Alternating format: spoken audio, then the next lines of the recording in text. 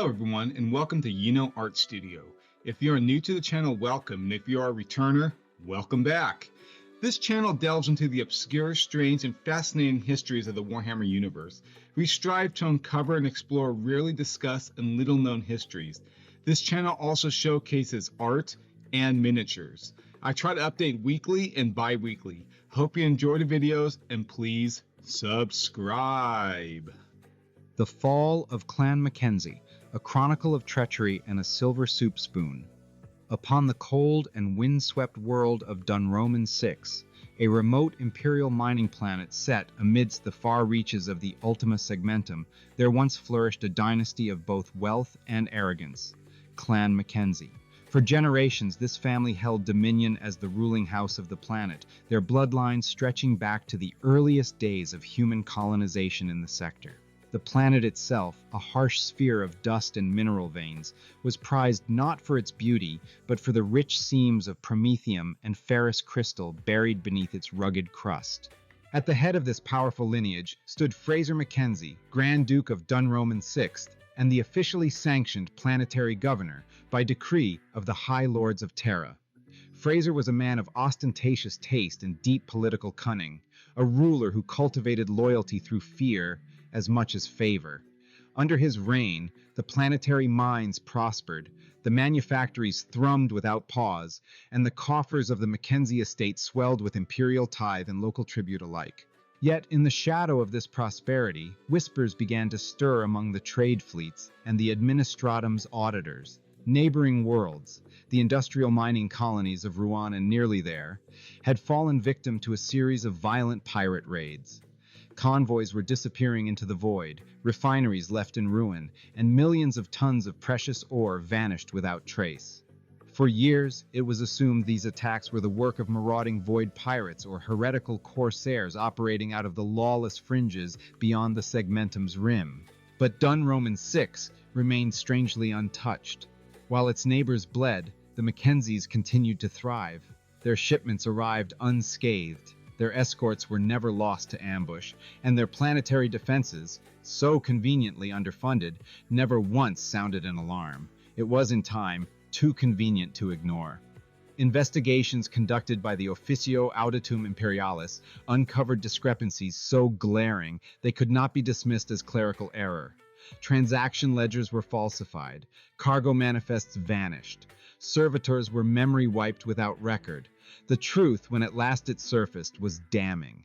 Clan Mackenzie had been funding the very pirates that ravaged their rivals.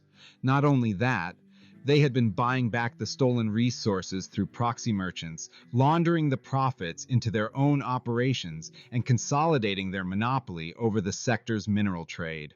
When word of this duplicity reached the Administratum Subsector Command, the judgment was swift and absolute. The entire Clan Mackenzie was declared excommunicate traitorous. Their noble titles were stripped, their planetary charter revoked, and a writ of obliteration was issued in the name of the Emperor himself. The price of treachery would be paid in blood, not merely of the guilty, but of all who shared their accursed bloodline. It was during the planet's most celebrated holiday, the infamous Grand Hootmanay, that the Emperor's vengeance was made manifest. The festival, an annual revel of fire, song, and sacrilege held during Dunroamin VI's brief summer, drew thousands to the spire palaces of the Mackenzie capital.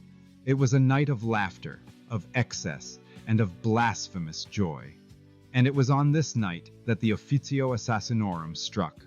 From orbit descended a single capsule, black as the void and burning with entry fire, bearing within it an Eversor Assassin, an instrument of unrelenting death bred for one purpose, annihilation. His orders were simple and merciless, to extinguish the bloodline of Clan Mackenzie in its entirety. When the killing was done, 316 souls of Mackenzie blood had been erased from the ledger of the living. But even that simple tally fails to capture the horror that had unfolded within the palace that night. The Eversor Assassin, that chemically inflamed avatar of sanctioned fury, had entered the Grand Duke's banquet hall as the festival roared to its drunken peak, and by dawn, it had become a charnel house. In the initial minutes, the assassin's standard armaments did their work with methodical precision. The neuro-gauntlets' toxin needles, the executioner pistols' whispering discharge, the monomolecular blades that severed arteries faster than breath. Yet even for a weapon of such design, ammunition is finite, and the slaughter demanded endurance beyond supply.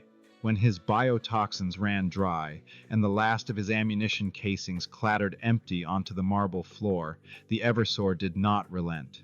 His chemical heart still burned with the Emperor's wrath, his veins coursing with adrenal venom and synthetic rage. In that frenzy, he turned to the debris of the feast itself. From the shattered remains of the banquet table, he seized a butter knife, dull, ornate, and wholly unsuited for the purpose it was about to serve.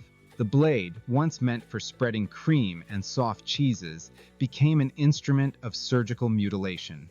Witnesses later described the assassin using it with impossible precision, driving it through chainmail joints, tendons, and throats, as though it were a monomolecular blade honed by intent alone.